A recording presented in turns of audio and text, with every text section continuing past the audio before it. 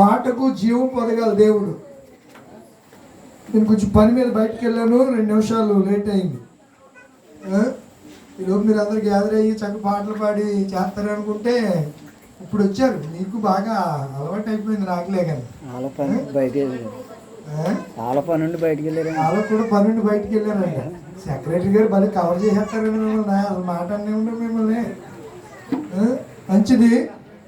ఏదేమైనా ప్రభు సన్నిధికి వేగిరిపడి రావటం, దేవుని సన్నిధికి వెళ్ళాలని ఆసక్తి మనం కలిగి ఉండటం, శ్రద్ధాశక్తులు భయభక్తులు దేవుని ఎడల కలిగి ఉండటం మన కుటుంబాలకు మన జీవితాలకు ఎంతో ఆశీర్వదకరం, మేలుకరం అని చెప్పట్లో ఎలాంటి సందేహం లేదు. కారణం ఏంటంటే భక్తుడైన దావీదు అంటాడు, దేవుని సన్నిధికి వెళ్ళాలని జనులు నాతో అన్నప్పుడు నా హృదయం ఎంతో సంతోషించింది, ఆనందపడ్డది, ఉల్లసించింది అనే మాటలు చెప్తూ ఉంటాడు. కనుక దేవుని సన్నిధిలో కనబడటం ద్వారా, దేవుని సన్నిధిలో మనము కొద్ది సమయం గడుపుడు ద్వారా వచ్చే దీవెన ఆశీర్వాదం, ఆ ఫలం అది ప్రస్తుతానికి కనబడకపోయినా తదుపరి కాలంలో ఆ దీవెన ఆ కుటుంబానికి ఆశీర్వాదకరంగాను దీవెనకరంగాను మేలుకరంగాను ఉంటుందని చెప్పట్లో ఏ విధమైనటువంటి సందేహం లేదు అనే సంగతిని నేను మీకు జ్ఞాపకం చేస్తున్నాను. ఈరోజు మన యొక్క అంశం దురాభిమానం. దీనికోసం నేను చాలా కొంచెం ఇబ్బంది పడ్డాను, టైం లేదు. చెప్పాను కదా రాత్రి, మీరు అందరూ ప్రార్థన చేయండి. పని మీద బయటికి వెళ్ళవలసిన పరిస్థితులు వచ్చే రేపు పొద్దున వీలైతే అమరావతి వెళ్ళడానికి ప్లాన్ చేస్తున్నాను. మీరంతా కొంచెం ప్రార్థన చేయండి. ప్రభు చిత్తం. ప్రార్థన ప్రయత్నం 2 ఉండాలి. ప్రార్థన చేయాలి, ప్రయత్నం చేయాలి. ఇవి యేసు ప్రభు చెప్పిన మాటలు. కనుక మనకి ఏ కష్టం వచ్చినా ఏ బాధ వచ్చినా ముందుగా ప్రార్థన చేయాలి, రెండవది ప్రయత్నము చేయాలి. ప్రార్థన చేసి ప్రయత్నం చేస్తే ప్రయత్నంలో దేవుడు మనల్ని ఏం చేస్తాడు, సఫలీకృత అనుగ్రహిస్తాడు. ఆ కార్యాన్ని విజయవంతం చేసే అవకాశాలు మెండుగా ఉంటాయి. మేబీ దేవుని చిత్తం ఎలా ఉంటే అలా జరుగుతుంది. దీని గురించి మనం చింతించి 3 ఎక్కువ కానీ తక్కువ కానీ ఏం చేసుకోలేం. యాంత్రికంగా మనకి బాధ అనేది ఉంటుంది, ఇది తప్పనిసరి. నేను అటువంటి పెయిన్ని అనుభవిస్తున్నాను. మీరు ప్రార్థన చేయండి. తప్పకుండా దేవుడు ఏదో ఒక దారి చూపి మన పట్ల సిగ్గుపరచకుండా కార్యం చేస్తాడని విశ్వాసంతో నేను నమ్మిన దేవునికి ప్రార్థిస్తున్నాను. మీరు కూడా నా తోటి సహచర విశ్వాసులుగా, ప్రభు బిడ్డలుగా, మనం ఎవరికైనా కష్టం వస్తే ఒకరి సుఖ దుఃఖాలు ఒకరు పాలు పంచుకోవాలి ఒకరి కొరకు. ఇక్కడ ఏం లేదు కదా, అది కూడా కొంచెం ఆర్పేస్తారా? అది కానీ ఇలా వస్తుందంటే నాకు చాలా ఇబ్బందిగా ఉంది. తప్పుగా ఇప్పుడు దాకా బాగానే ఉంది, గొంతు పట్టేసింది సడన్గా. కనుక ఒకరి కొరకు మనం ఒకరు ఏం చేయాలి, ప్రార్థన చేయాలి. ప్రియమైన దేవుని పిల్లలారా, దైవ జనాంగమా, ఈరోజు మన ధ్యానాంశము దురాభిమానం. తెలుగులో దీన్ని ఒకరి పట్ల చూపించే ఆప్యాయత, ఇష్టం, అనుబంధం, ఎఫెక్షన్ ఇంగ్లీష్లో. తర్వాత ఇంకా కొన్ని మాటలు రాయబడ్డాయి. ఇష్టం అనే మాటను ప్రేమ, అభిమానం, ఇష్టపడుట, కోరిక, ఇలా పదాలు దీనికి ఇవ్వబడ్డాయి. క్రీస్తునందు ప్రియమైనటువంటి దేవుని పిల్లలారా, అదే ఇంగ్లీష్లో ఈ పదానికి మెల్సీ అనే ఒక పదాన్ని వాడారు. మెల్సీ, MELICE, మెల్సీ అనే పదాన్ని హార్ట్ఫర్డ్ యూనివర్సిటీ వాళ్ళు ఒక పదాన్ని దీనికి వాడారు. అయితే గ్రీకులో దీనికి ఉన్నటువంటి మాటను కూడా మీకు నేను జ్ఞాపకం చేయాలని ఇష్టపడుతున్నాను. గ్రీకు వర్డ్ మీకు జ్ఞాపకం చేస్తాను, చూడండి. గ్రీక్ వర్డ్ కాకియా అనే పదాన్ని వాడారు. గ్రీకులో కాకియా అనే పదాన్ని దీనికి వాడారు. క్రొత్త నిబంధనలో యేసు ప్రభు వారు ఈ పదాన్ని గ్రీకు భాషలో మీకు కొత్త నిబంధన అంతా కూడా గ్రీకులోంచి తెలుగులో ట్రాన్స్లేషన్ అయింది. మీరు పేజీ నెంబరు ఫస్ట్ పేజీలో మీరు చూస్తే నేను చెప్పేది మీకు బాగా అర్థమవుతుంది. ఏ భాష నుంచి ఏ భాషలోకి తర్జుమా అయిందో ఫస్ట్ పేజీ తీసుకున్నారా? ఆదిమ హెబ్రీ గ్రీకు భాషల్లో నుండి భాష. పాత నిబంధన అంతా హెబ్రీ భాష, కొత్త నిబంధన అంతా గ్రీకు భాష. పాత నిబంధన హెబ్రీ భాషలో నుంచి తెలుగులోకి తర్జుమా చేశారు. కొత్త నిబంధన గ్రీకులో నుంచి తెలుగులోకి తర్జుమా చేశారు. అర్థమవుతుందా మీకు? హలో, అర్థమవుతుందా? కనుక మనం ఆలోచన చేస్తే గ్రీకులో ఈ దురాభిమానము అనే పదానికి కాకియా అనే పదాన్ని వాడారు. KAKIA కాకియా అనే పదాన్ని గ్రీక్ భాషలో దీన్ని వాడడం మనం చూస్తూ ఉన్నాం. కనుక దీంట్లో ఉన్నటువంటి పదాలకి అర్థాన్ని, మీనింగ్ని మనం జ్ఞాపకం చేసుకుంటే ఏముంది అని అనగా, ప్రేమాభిమానం ఎక్కువైపోయినప్పుడు దుష్టత్వం కూడా దుష్టత్వంగా కనబడదట. ఏంటి? ప్రేమ అభిమానం ఎక్కువైపోతే దుష్టత్వం దుష్టత్వంగా కనబడుతుంది. ఎలా కనబడుతుంది? అగాపేలే కనబడుతుందా? సోచ్లే కనబడుతుందా? ఫిలియోలా కనబడుతుందా?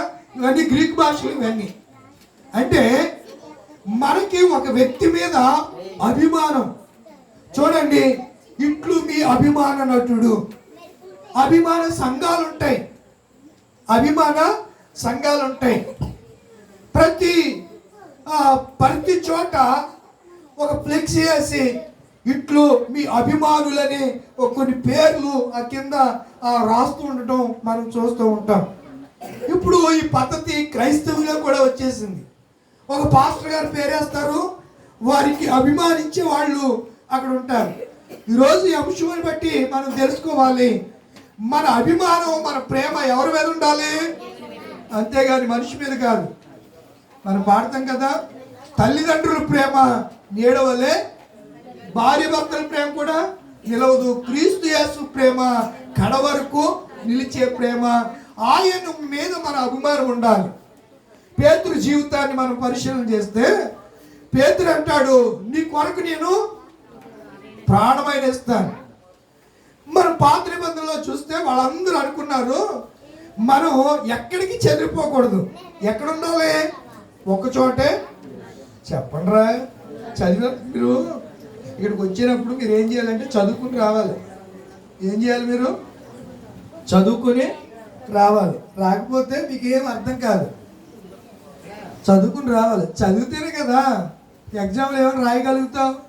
చదవకోకుండా ఇస్తే క్వశ్చన్ పేపర్ 4 సార్లు ఎక్కించి ఇవ్వాలి. క్వశ్చన్ పేపర్లో ఏముంటుంది? క్వశ్చన్సే ఉంటాయి. ఆన్సర్స్ రాయాలి కదా, నువ్వు ఆన్సర్ రాయాలి. మా మిస్సెస్ అన్నంట, నాకు హిందీ రాదు, క్వశ్చన్ పేపర్ 4 సార్లు రాసేసి ఇచ్చాను అని అంటే, మా చిన్నోడు అంటాడు, అమ్మ నాకు సాంస్క్రిట్ రాదు, నేను కూడా 4 సార్లు రాసేనా అని అడిగాడంట. అడిగితే ఇలా అడుగుతున్నాడండి, నేను ఏదో అప్పుడు ఏదో హిందీ రాక అలా రాశాను అని చెప్తే నేను సరదాగా నేను చేసిందని చెప్తాడు ఇలా అంటున్నాడు. అది బాగానే వచ్చింది ఇలాంటి మార్కులు. సాంస్క్రిట్లో 94 ఎన్నో వచ్చాయి, ఇబ్బంది ఏం లేదు. కానీ ఎందుకు చెప్తున్నట్టు విషయం, మనం ఏదైనా చదివితేనే జవాబు, ప్రశ్నకు ఆన్సరు చేయగలం. చదవకుండా నేను చెప్పేస్తానండి, ఊహాజనితంగా చెప్పేస్తానండి, ఏదో స్టోరీ రాస్తానండి అని అనుకుంటే మాత్రం పొరపాటునట్టే. కనుక ఈ దినాన్ని మనం జ్ఞాపకం చేసుకోవాల్సింది, వాళ్ళందరూ కూడా చెదిరిపోకుండా ఏం కట్టాలనుకున్నారు? ఆ గోపురం పేరేంటి? బాబేలు. బాబేలు అంటే కింద అర్థమేమి ఇచ్చాడు? తారుమారు. ఏమారు? తారుమారు. ఏంటి తారుమారు? ఏం తారుమారు? ఏం తారుమారు అయ్యాయి అక్కడ? భాషలు. వాళ్ళు అనుకున్నది ఏంటి? ఉండాలి, మనం అందరం ఒకరినొకడు ప్రేమాభిమానాలు కలిగి, దేవుడు అవసరం లేదు, మనమే, ఐ థింక్ మనమే, ఇంకా మనకి ఎవరితో పని లేదు. మనమే కట్టుకుందాం, గోపురం కట్టుకుందాం. ఈ పట్టు ఫ్లడ్ వచ్చినా ఇబ్బంది లేదు, వరదలు వచ్చినా జల ప్రళయాలు ముంచుకొచ్చినా మనకి ముంచుకోకుండా అందరం ఒకే చోట ఉండి లేక పెద్ద గోపురం, అదంటే ఆకాశం అంటే గోపురం, టవర్. ఏం కట్టాలనుకున్నారు వాళ్ళు? ఒక గోపురం. దాన్ని ఏమంటారు ఇంగ్లీష్లో? టవర్. ఒక పెద్ద గోపురాన్ని కట్టాలి అని అనుకున్నారట. 4వ వచనం చదవండి. ఆదికాండం. వాళ్ళ ప్లాన్ ఏంటి చెప్పండి రా? భూమి అందంతటా ముందేం కట్టాలి? పట్నం. పట్నంలో ఎవరు ఉంటారు? మనుషులు ఉండాలి. ఆ తర్వాత ఏం కట్టాలి? పట్నంలో ఏం సంపాదించుకోవాలంటే పేతురు పరిస్థితి కూడా అలాగే ఉంది. దేవుని మీద అభిమానం ఎక్కువైపోయి ఆ గందరగోళంలో ఏం మాట్లాడుతున్నాడో తెలియకుండా ఇష్టానుసారంగా మాట్లాడేస్తున్నాడు. ఎవరు? పేతురు గారు. వీళ్ళు కూడా జలప్రళయం తరువాత బయటకు వచ్చిన తర్వాత కొన్ని సంవత్సరాలు గతించిన తర్వాత వీళ్ళు అనుకున్నారు, మనము భూమి అంతటా చెదిరిపోకున్నట్లు ఒక పట్టణాన్ని కట్టుకుందాం, తర్వాత ఒక గోపురాన్ని కడదాం. ఏం సంపాదించుకోవాలి? ప్రతివాడు దీనికోసమే ప్రాకులాట. పేరు పేరు పేరు. మరి దేవుడిచ్చే ఆయన అంటున్నాడు, మీకు నేను ఒక కొత్త పేరు ఇస్తాడండి. ఎక్కడ? పరలోకంలో నేను ఒక కొత్త పేరుతో ఆయన పిలుస్తాడు. నీకు కొత్త పేరుని ఇస్తాను, తెల్లని రాత్రిని ఇస్తాను, జయించువానికి దేవుని పరదేశంలో ఉన్న జీవవృక్ష ఫలమును భుజింపనిస్తాను, నీకు కిరీటాన్ని ఇస్తాను. ఇలా ఎన్నో విషయాలు దేవుడు చెప్పాడు. ఎక్కడ? ప్రకటన గ్రంథంలో.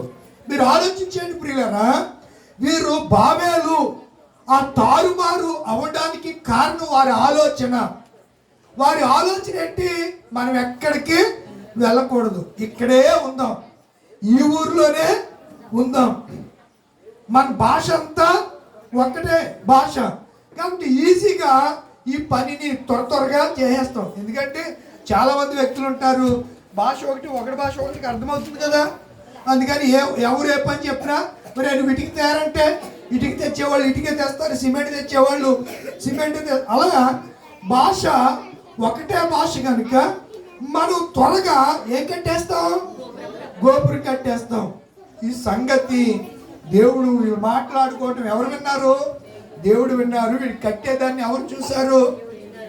వెంటనే దేవుడు వచ్చి వారి భాషల్ని, అందుకే ఇవాళ ప్రపంచంలో కొన్ని వేల భాషలు ఉన్నాయి, కొన్ని వేల భాష, లిపిలేని భాషలు లెక్కలేదు.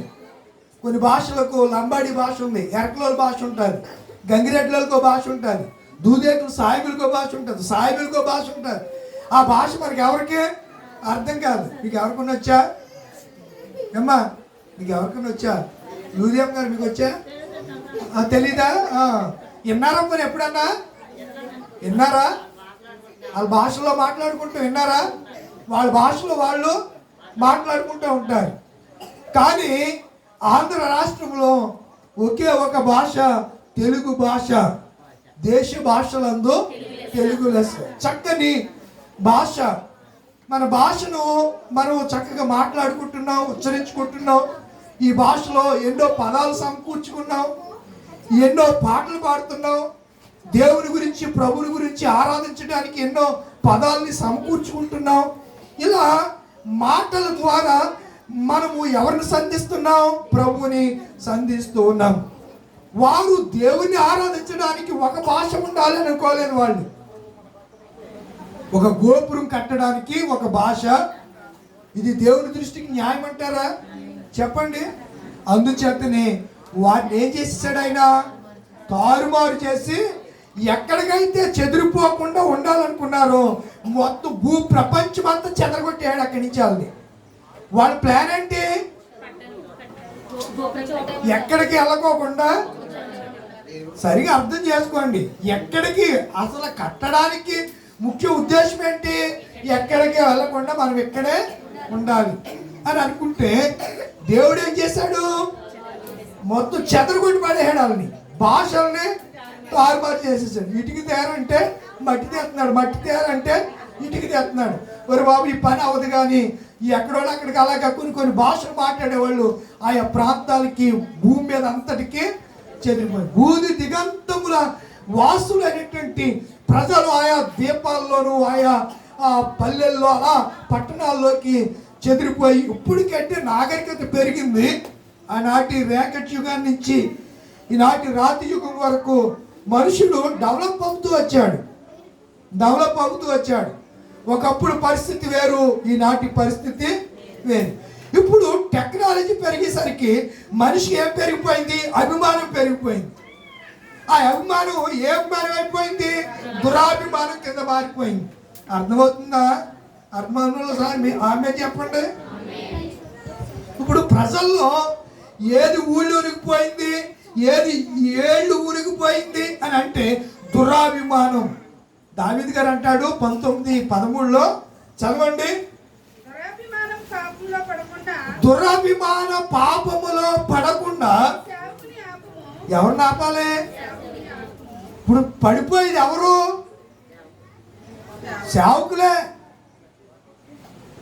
సేవకుల అభిమానంలో పడిపోయేది విశ్వాసులు. అర్థమవుతుందా మీకు?